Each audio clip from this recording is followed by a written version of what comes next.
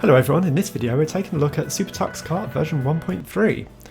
So I've been playing SuperTuxKart for quite a few years now, on and off for quite a few years, but it was your first time, wasn't it? Yeah. So I found it quite entertaining for the first time around and quite easy to pick up. That's good. You started with the story mode, and obviously the story mode is where the game sort of begins. You have to complete various objectives, in fact try and score as many points as you can in the race to unlock more items, more racetracks, more characters, so things you can actually get to. So you just started it with the novice difficulty in the story mode, didn't you? Yeah, so you can pick the difficulty on a per circuit basis, so whichever circuit you're doing.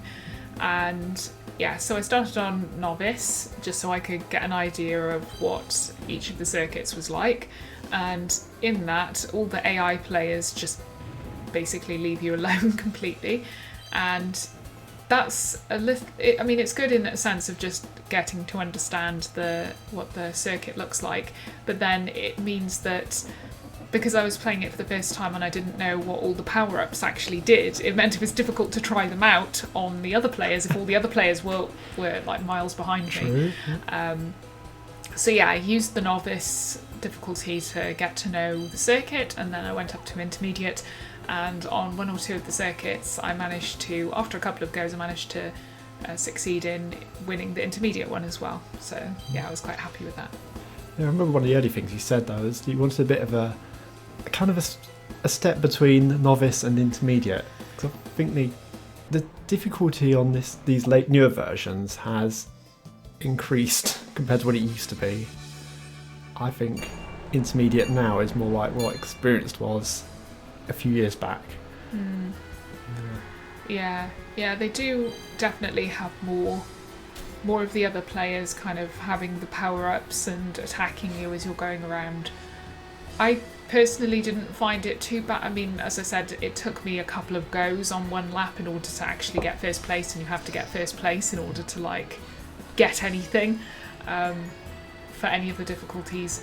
So yeah, I didn't have the experience of noticing, whether things have changed over time, but I still noticed a difference between novice and intermediate. Yeah.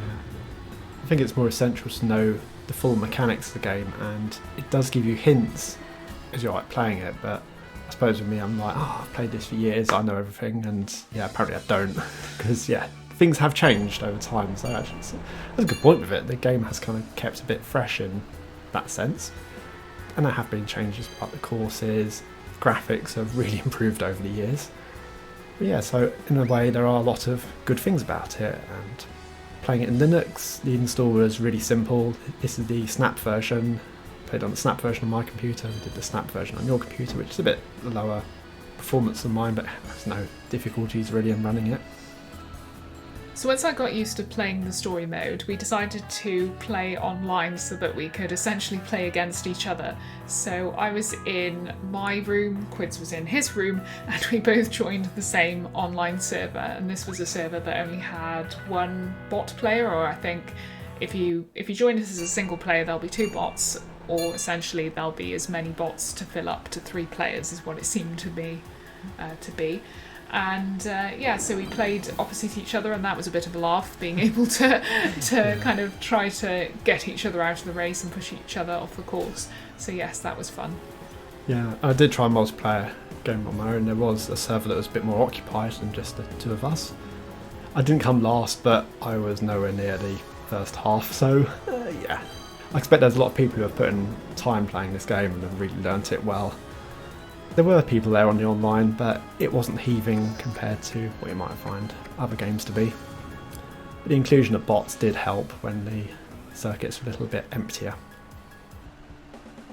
But yeah, there were a couple of, I suppose, difficulties with it. Do we say bugs? I'm not entirely sure what you could really call them, but there's certainly the accuracy on starting when you have to push the accelerate button really is a bit of a pinpoint precision required. You literally have to hit accelerate on the moment you hit the go on the screen, and that's it. If you don't do it, you get a lag. If you do it too soon, you get penalised. I know we've been playing it on the same controllers, PS3 controllers. I think I've started to get used to it now, but certainly playing it first time I really struggled.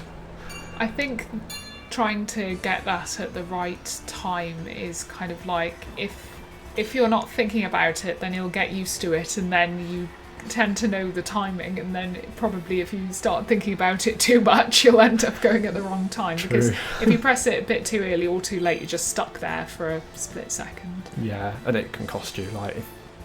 Another thing with the PS3 controllers, there's the option to use force feedback, so you can get the rumble effect, but it went on for like about 9 seconds every time you get hit. So if you're doing one of those, let's say more higher difficulty laps, you're going to get hit a lot, so you could practically play the whole race with the controller rumbling. It's ridiculous. I had to turn it off. At least there is the option to turn it off, but I don't mind a little jolt, which you get in a lot of games with the rumble effect. It's sort of there as a background thing, to some of the games we've played. But with it going on for so long, it becomes more of a main feature of it, and it was just way over the top there. There's various different modes you can play with. You can do normal racing with various numbers of karts, time trial, and then there's battle mode and football. So yeah, there is a bit of variety in it, a bit of variety with the gameplay. Oh, and you can do the races in reverse as well, which almost doubles up your number of courses. They do a little different in reverse. And thanks for watching. And we'll see you all later.